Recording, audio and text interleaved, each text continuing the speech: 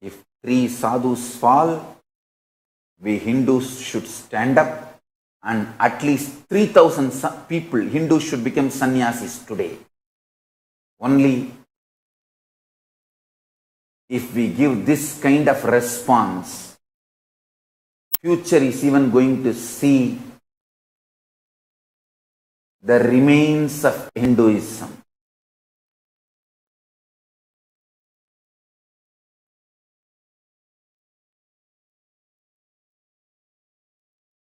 If we are going to be terrorized and sadhus are getting lynched, why to become a sadhu? Hindu sadhus are always controversial, why to become a Hindu sadhu? Understand, then the anti-Hindu terrorists are winning their game. The only way to defeat them, only way to survive, if today 3 sadhus are killed and 3,000 Hindus deciding to take Abhat Sannyas and save Hinduism, keep Hinduism alive, that's the only solution.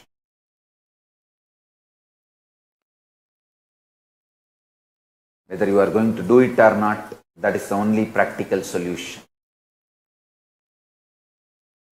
Even though it looks impractical.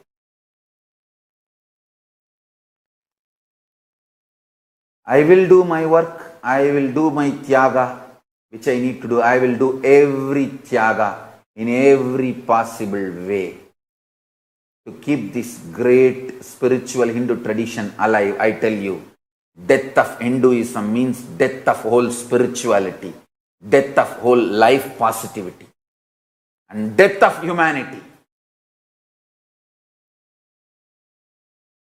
It is the Hindu principles keeps humanity alive still.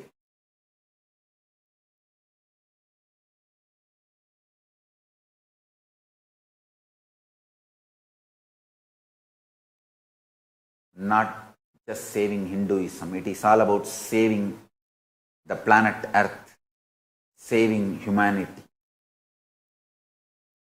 Hindu youth, you have the responsibility to save the humanity for next generation by saving the Hinduism, keeping Hinduism alive.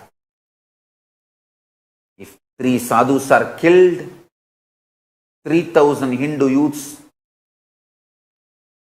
Hindus should take Apat Sannyas. Only then the terrorists who are killing Hindu sadhus and Hindu leaders will decide to back off. Anyhow, we Hindus believe in non-violence. We are not going to go and kill them. But at least take up sannyas like monkhood and keep the Hinduism alive. So we make a statement to them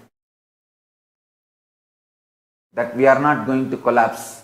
We may be non-violent. We may not come to kill you, to attack you back. But we are going to keep the Hinduism alive with will, persistence and tyaga.